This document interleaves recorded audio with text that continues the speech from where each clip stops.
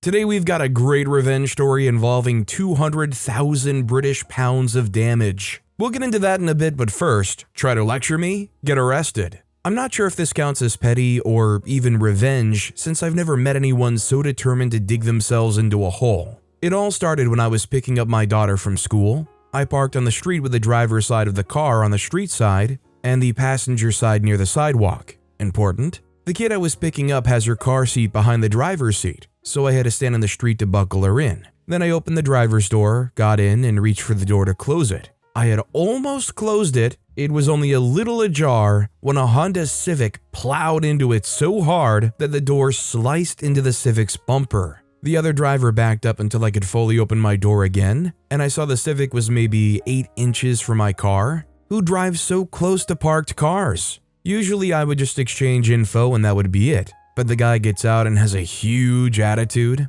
He starts lecturing me, saying I need to look around before opening my door and that he had no time to react. If I had taken more time to get in, he would have hit me. He definitely could have avoided me. The street is not narrow and there's not even a sidewalk on the other side. Plenty of room. We start to exchange information and I think I smell alcohol on his breath. My husband soon arrives with our other daughter because I called and let him know what happened. The guy tries to give my husband the whole "women drivers, am I right?" spiel, and my husband verbally tears him a new behind. My husband confirms that he also smelled alcohol, so he called the cops. The other guy is super for it. He wants the cops called and wants to talk to them. Cool. My girls are running around the schoolyard as each of us gives our statements. Mine is pretty cut and dry, so soon husband and I are just standing around while the cop talks to the driver of the Civic. Not long after, we overhear him fail the breathalyzer, so he gets arrested, and I'm driving a rental until we can see if my car can be fixed.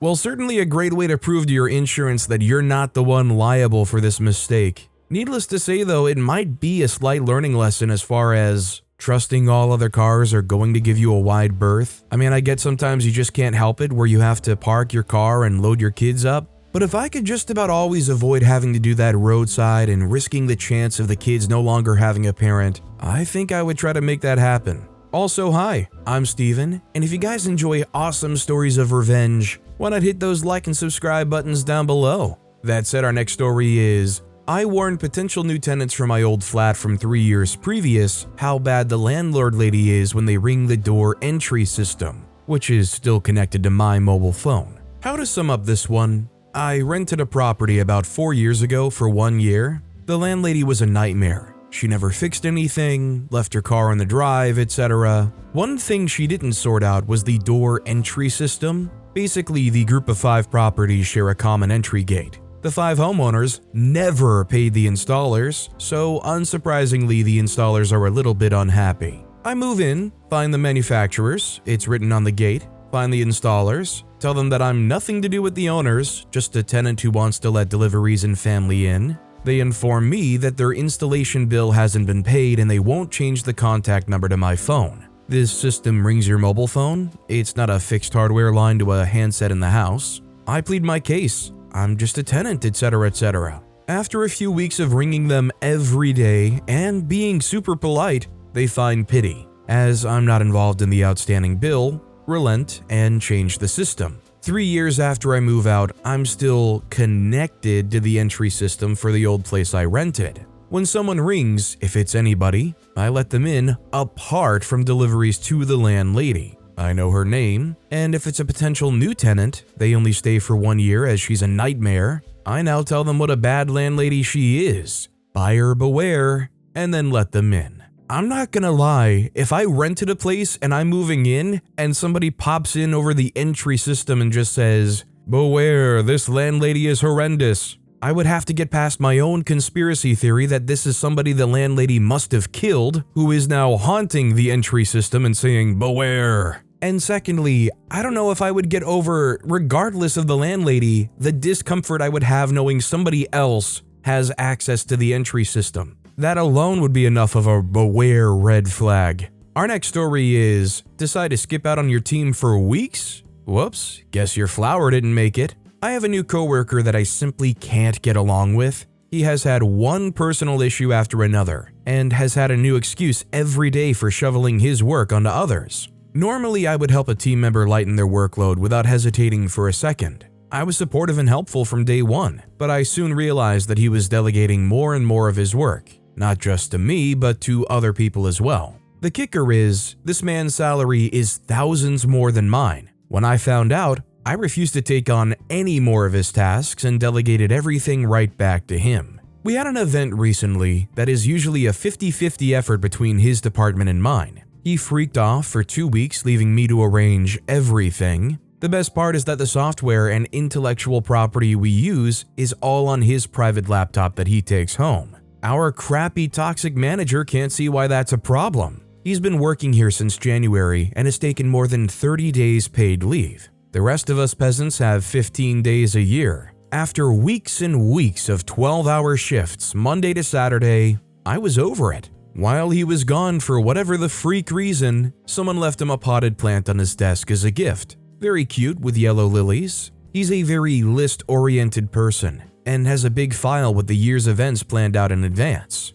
Each week on an A4 page with tons of handwritten notes, highlighted dates, colorful sticky notes and flags. I was working until 10:15 p.m. on Saturday and needed some things from his office. He sent me a message right then trying to delegate another task to me because he didn't know what his plans were for the next week. This is after 2 straight weeks of being absent already. I snapped the stalk of every single lily right near the bottom, then bent them straight again and floofed the leaves to make sure you can't see it. I also poured some hand sanitizer on it for good measure. I chose 2 random pages in his planner that seemed to have the most notes, including minutes from an important meeting with a client. I very carefully tore them out, making sure to remove any bits of paper left behind. It's impossible to tell that any pages were removed. I put them in my handbag and threw them out when I got home. I also took his reed diffuser and poured a generous amount of oil onto his office chair. I'm pretty sure he's going to have quite the headache after sitting on it for a while.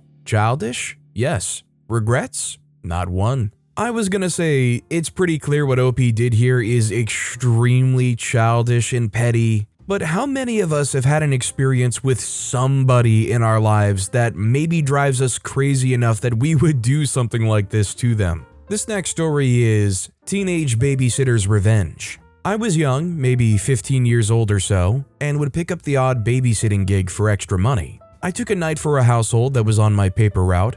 They asked me to be there on a Saturday for 8:30, and I arrived a few minutes early. The parents were still getting ready, and they asked me to watch the kids while they prepared to head out. They left the house at about 9:15. Before they headed out, the wife gave me some very specific instructions. I could have a snack, 2 Oreos on the counter, nothing else. She said she poured a glass of milk for me and left it in the fridge. It was right next to the plastic milk jug with a piece of tape on it showing the level. She told me she'd check it when she got back, and if I took any extra milk, I would have to answer for it. The kids were okay, went to bed without any fuss, and the parents returned home at 12:20. Mommy paid me for 3 hours about 10 minutes after they arrived. I said, "Excuse me, but this isn't right. I got here before 8:30 and it's now almost 12:30. That's 4 hours, not 3. They said, "We didn't leave until 9:15 and we got home at 12:15. I'm only paying you for 3 hours.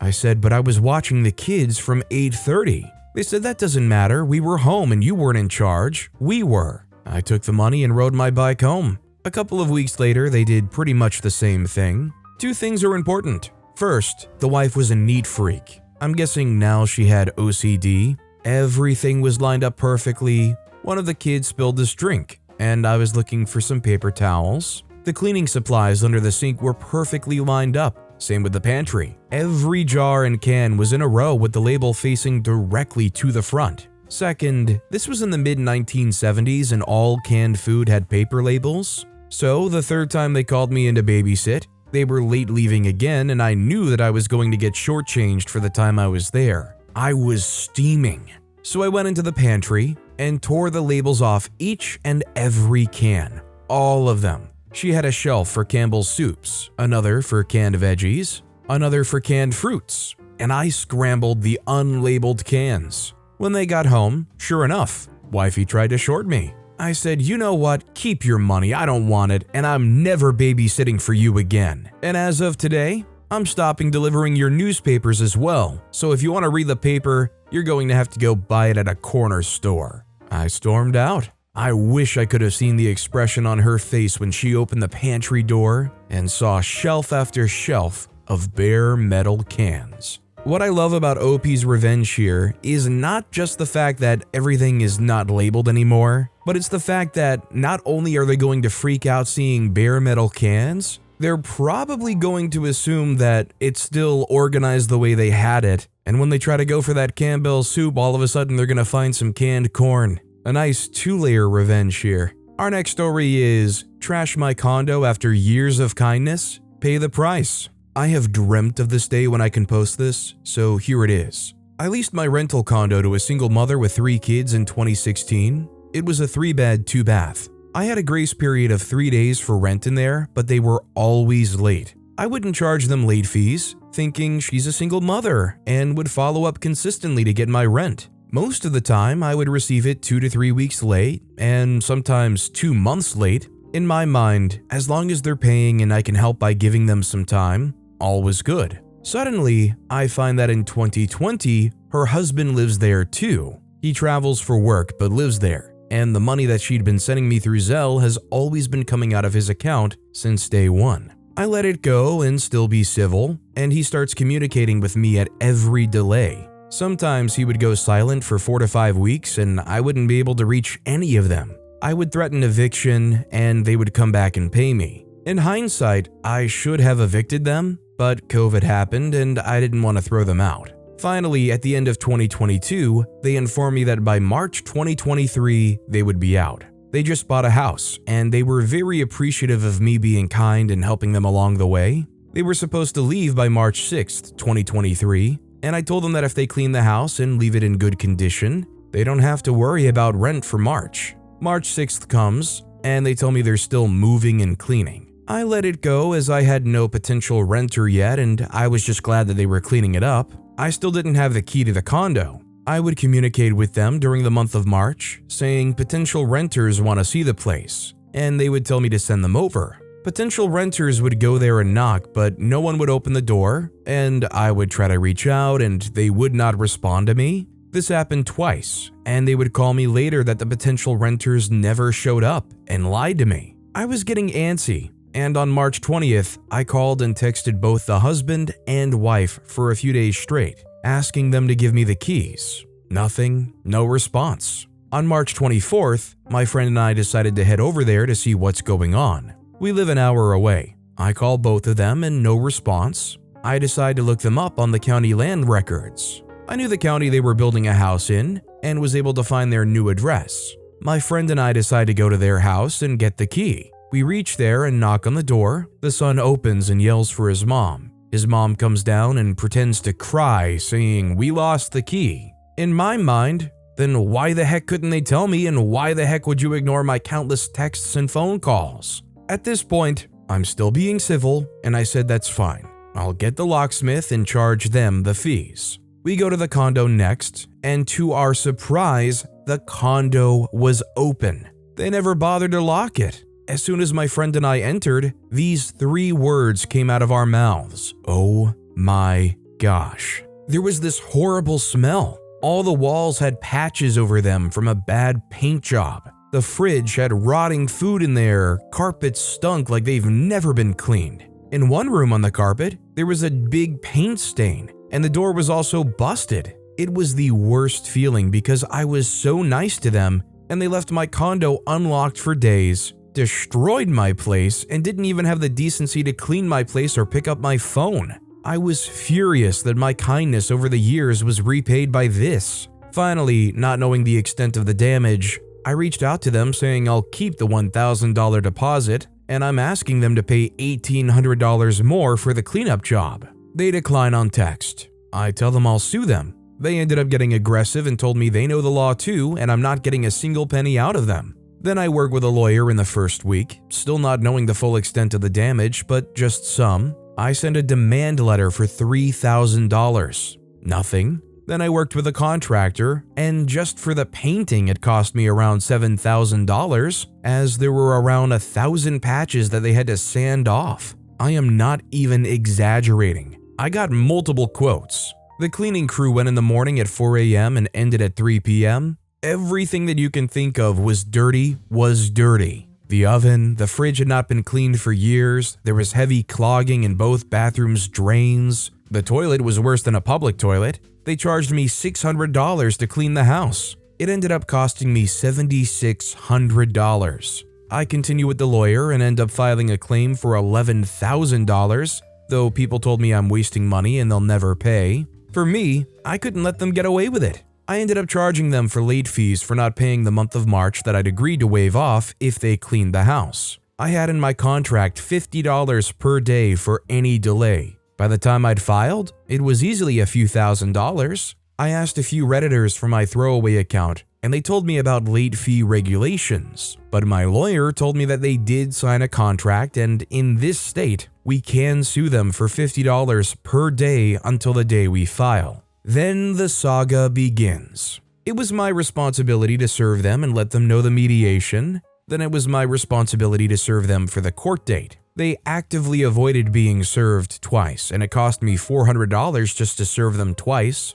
They still didn't show up for the mediation or the court date, and judgment was filed in my favor as they didn't show up. Finally, an arrest warrant was out for both of them. I was asked to serve them again. I begged the clerk, saying I cannot spend more money to serve them. She got a document signed by the judge for an alternative method of serving that included text and email. I texted and emailed them their arrest warrants and the next court date. They finally showed up, and the judge made them give me all their information. They were in court, but I could appear on Zoom. I was able to ask them all their information, including social security number, driver's license number, bank account statements, salary, and work address. I have to say I felt a bit sorry, as it seems they were struggling and didn't have enough money to pay the rent based on their statements. The husband earns $150,000 and the wife earns $60,000, but their bank accounts didn't have any money. Finally, I told them I could start garnishing 25% of their monthly wages, or they could pay me immediately. They promised to pay me in chunks of $1,500 every month. I still don't have all of it yet, but them sitting there and giving me all this information was the best revenge I could get. If they would have just agreed to pay me $1,800 in the beginning, or $3,000 that I demanded, they wouldn't have been on the hook for $11,000. To be fair to OP though, if they were the kind of people that would be willing to pay that $1,800 or even the $3,000, probably would have been the kind of people to prevent the whole situation from happening. I feel like it's almost a direct correlation that because they're the kind of people that allowed it to get that far, it also explains why the condo is so horrendously taken care of. This next story is, ex-boss kept assuming I was still employed, so I promised to show up for my shift. About 5 years ago, I used to work as a traffic control person at roadworks and construction sites. I did this as I changed from a retail to my current career, was some stressful times. As a side note, normally shifts in this industry are all short notice. They'll call you at 7 p.m., asking you to work a shift starting at 5 a.m. the next morning. Say no too many times, and you'll soon find yourself without any shifts. Something you should know about me before I continue: I'll admit I'm a massive troll, but only to those who are jerks to me in the first place. It's like being a jerk towards me pops my troll horns out. Let's just say my friends fear me come April Fool's Day once every year. I left that job due to life circumstances and the fact that I was moving to a new city over 2 days' drive away. My ex-boss seemed to forgot this fact. As I stated above, if you say no enough times to shifts, they will just not give you any more. They technically won't fire you, and since you're a casual worker with no guarantee of shifts, they can just leave you in a constant state of limbo until you quit yourself. In my country, they can get away with this, at least 5 years ago. About a year after I left the company and moved to my new city, my stupid ex-boss must have forgot I left. Even if you said no to enough shifts, if they were desperate to fill a shift, they would call you. I got called up and asked to fill a shift the next morning. I kindly reminded my ex-boss I left about a year ago and was in a new city. He apologized and wished me well. So far, nothing too bad in my book, until another 2 years had passed. 3 years since I left. In this time, my ex-boss repeated this mistake another 3 times. Was getting a little old for my tastes. I even blocked his number. but he got a new phone and still had my number in his contact list. So when he called me this time, I decided to be petty about it. It was about 6:15 p.m. at night, and I was enjoying a movie on the couch with my girlfriend. I said, "Hello, this is OP." Ex-boss says, "Hi OP, I need you to come in for a shift at random place in Old Town tomorrow starting at 7 a.m. Think you can handle that?" My troll horns come out as this was the 4th time he'd called me. After each time I told my stupid ex-boss I'd moved to a new city. I said, "Sure, I can handle that for you. I'll be there bright and early." Ex-boss says, "Good man. I'd be in a tight spot if I couldn't get this shift filled." I went to bed late that night and made sure to put my phone on silent. I woke up around 10 a.m. to about 20 text messages and 12 missed calls with an angry ex-boss demanding to know where I was, and mad as heck he had to personally get out of bed early and cover the shift himself since I no-showed for it. I'm happy to report I've not got another call from him since about working another shift for a job I left years ago. I think he finally got the hint. I'm just trying to figure out what kind of job this is where people can go months and months or even years without picking up a shift, and they can just reach out, call you, say, "Hey, come in at 7 a.m. and you can just do whatever that job is, no problem. Is this just like some kind of manual labor job that anybody can pick up a shovel and do or something? Our next story is, guy I work with never answers his email or phone, so I got my petty revenge. I do office work and have recently conducted several audits to get our files prepared for the new year. I realized a lot of employees were missing many items in their files. This was not anyone's fault because the company never had proper admin employees, so I was hired specifically to clean up files and ensure state and federal compliance. This employee, we'll call him Paul, works remotely and never answers his email or phone. There was an audit I was working on and realized about 60 employees needed to sign a form, so 59 of them signed it within the week, and Paul never answered me. I called and emailed him for about 3 months until he finally sent it back. It's unfortunate that I have to keep an audit open for this long because of him. He has done this multiple times though, and also missed 2 mandatory online classes that I conducted, so I had to jump through hoops for him to take the class. He's always the last one to complete anything that I ask of him, and it's quite unfair that I have to spend many hours calling and emailing him, all for a task that takes a lousy 5 seconds for him to complete. Anyway, we're ordering new shirts for the whole company because they met the sales goals. It's just a gift, and we understand that we cannot make everyone happy. Maybe some don't like the color or fabric, etc. So the owner made it very clear that we'll send one to every address, and there will be no returns or exchanges for any reason, because it's custom made and quite expensive, and also because it's a gift, and not like a company uniform or anything. I spent many hours getting everyone's sizes and entering it into a spreadsheet, but guess who never responded? Paul. Although I've never met Paul in person, I've seen a photo and would guess he's about 6'3" and around 300 pounds. So guess who ordered him a size extra small? Honestly, considering Paul's entire demeanor, he probably is the type of guy not to even care about this shirt to begin with. But it would be pretty hilarious if he was actually kind of geeked out about the idea of getting this free shirt, being like, "Oh yeah, this is nice," and then realizing it's an extra small. If Paul has a kid, maybe they can give it to them. This next story is 10 years later, revenge on mother-in-law for Xmas dinner. About 10 years ago, I was invited to Xmas dinner at mother-in-law's house. Mother-in-law is an entitled man-hater and treats my wife like her own personal servant. Sit down for dinner and there's absolutely nothing I can eat. Not just won't eat because I don't like it, but all foods that gave me serious GI distress. Her attitude was that a guest should just eat what they're given. I pointed out to wife that when she comes to my parents' house for dinner, my parents go out of their way to make sure they can make something she'll eat. My wife just doesn't like any red meat. Not can't eat it, but just doesn't. My parents always make sure there's another option for her. My wife still says, well, her mother has a point. Yeah, the point is she's a rude man-hating witch. Well, last night she came over. Wife was at work until after dinner, so I purposely made something my mother-in-law hated. My daughter's favorite meal is sirloin steak, so I got to look like the doting father. Then I asked mother-in-law if she wanted some. She hates sirloin steak, so she didn't eat it. I politely said, "Oh, you should have told me that you didn't eat steak." Revenge in this case was a dish served warm. This is almost like the classic sitcom trope mother-in-law. Man-hating, husband-despising mother-in-law? OP might as well start assembling that audition reel for TLC right now. Our next story is, oh, it's okay to compare people to their face? When I was little, my mom compared me to my cousins constantly. According to her, my cousins were better behaved, better looking, more cleanly, and had better grades. Needless to say, I was always very resentful of these comparisons.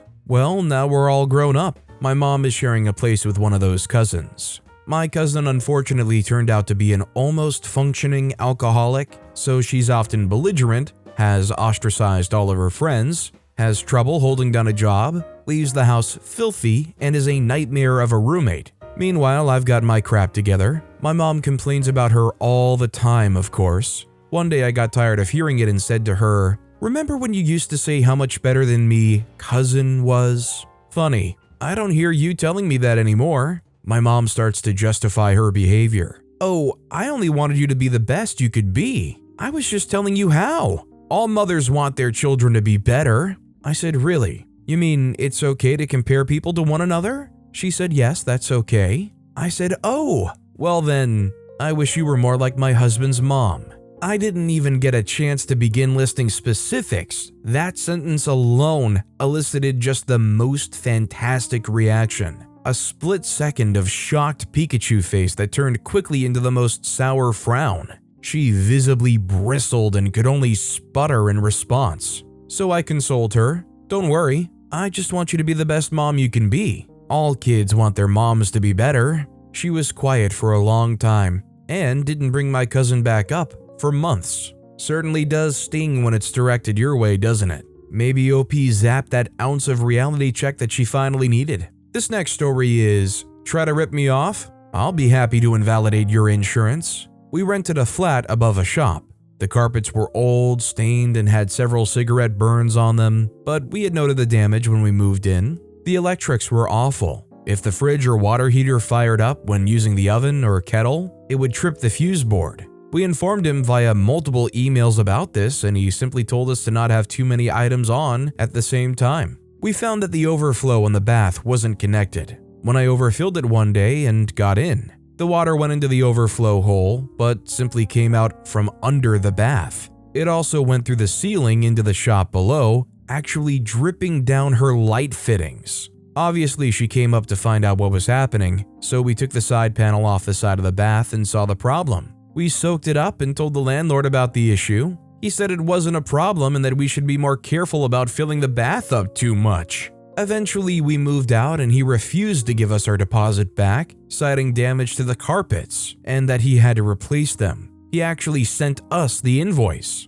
We contacted the company, who confirmed that not only had they recarpeted our flat, but the other 3 in the block and the hallway. We did start a claim against him in court, but in the meantime, fate took over. 5 months later, we saw in the local paper that our old flat had had a fire. We saw that the fire investigation officer was looking into an electrical fault. We contacted the fire investigation officer and told him about our experience of the electrics. We forwarded all the emails. Shortly after, we received a call from an insurance company. They had received the claim and had also received the fire investigation officer report, but wanted to be sure. They also wanted all copies of the emails and our experience. About a week later, we received an email that thanked us for our help and that as a result, they had refused the claim.